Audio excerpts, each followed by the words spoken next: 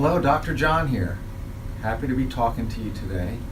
And people are never really told the reason why their bodies break down. When you're in the womb, all of the resources that your mother has to offer are available to you.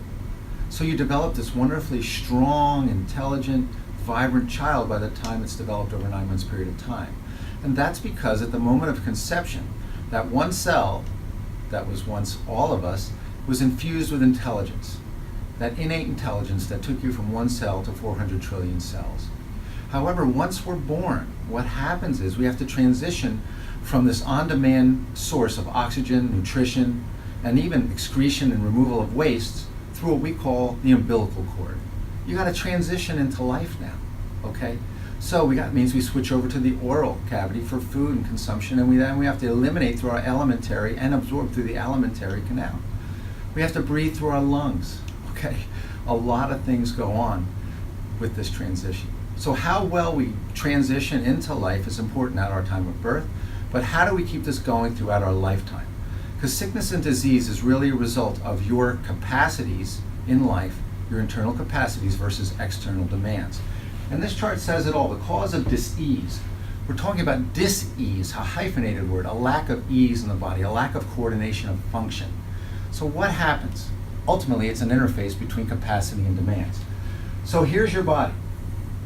If you have decreased internal resistance, which means maybe you haven't been sleeping well, maybe you've been super stressed, you're in a sympathetic or heightened state of stress situation, maybe you're not eating so well, you're eating junk for 30 years. Sometimes it takes time to accumulate, okay? So our immune system is controlled by the nerve system, so we have to get the digestive system on track. So decreased internal resistance, affected by overwhelming stress. Now that stress could be a bus, okay? That's going to definitely do you in. You run in front of it, okay? But things are more subtle than that by and large. You're raising a family if you have kids, you have a wife, you have a job, you have these emotional stresses in life that play on us almost more intensely than physical stress. But then there is just that, physical stress, gravity. It's like a big gorilla hand trying to pull you down. And if your posture alters over time, you're not going to get the oxygen you need because of a collapsed rib cage. So we've got to start moving in the right directions to counteract that. We need to do exercise and training to counteract the stressful life we lead. We need to eat foods that are less laden with preservatives, sugar, all of that. Pretty simple.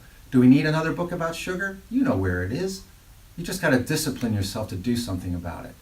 Physical training, mental training. Try to put positive thoughts in your mind. Just say an affirmation. I am strong. I am loved. Squeeze your non-dominant hand and repeat it 10 times, 3 times a day. I can, I will, I must.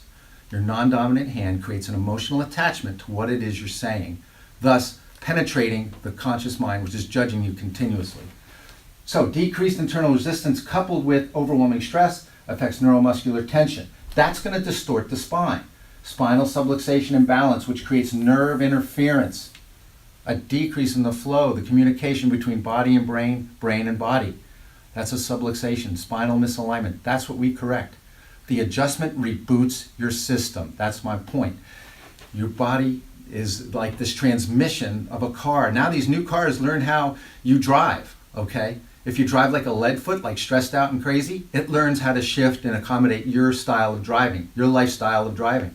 If you're a slowpoke and you're sluggish, well, it's going to accommodate that too, okay? Somehow you want to seek balance. If you're in a situation where you got to get on the gas, get on it. But once you're through that danger point, mellow out on the road, okay? You have to get the idea? How you drive your car is in relationship to how you live your life sometimes. So the adjustment reboots the system. How you live your life remaps your system. How you eat, move, and think, okay? If we can get that on track, we're going to interrupt this pattern. Nerve irritation creates altered function. If tissue function is altered long enough, you're going to get tissue weakness and you're going to get symptoms. Could be a backache, that's what people come for a lot, but it goes deeper than that. The same as that go outside, go inside. We want to interrupt this cycle through what we do in our office, and that's called an adjustment. The adjustment reboots the system by correcting the subluxation. Now, if you all will listen to me, and when you go back out into your life, maybe you'll do one thing to improve yourself. Just one exercise where you just take a deep breath and you just rotate your shoulders back like you're doing a breaststroke. That's going to interrupt. The breathing will interrupt the stress cycle. The motion will interrupt the gravitational cycle of pulling you down so that your chin doesn't wind up on your chest when you're 78. Believe me, it's a precursor. The earlier that happens in your life, it's a precursor to Alzheimer's and dementia and a lot of other stuff. Interrupt the stress pattern, interrupt the dysfunctional dis-ease pattern through the adjustment. Ultimately, we want our capacity to be here and our demands here. It's up to you to figure out what are have to do's in your life versus want to do's. Sometimes we put meaning of have to do in our life and it's really not a have to do. But yet we're sucking on our capacity because we're doing things in life we think are important that maybe aren't so important. I've stopped weeding in the back part of my yard, okay? I don't need that. I want to eat good, I want to sleep, I want to move and exercise, and we can talk about that.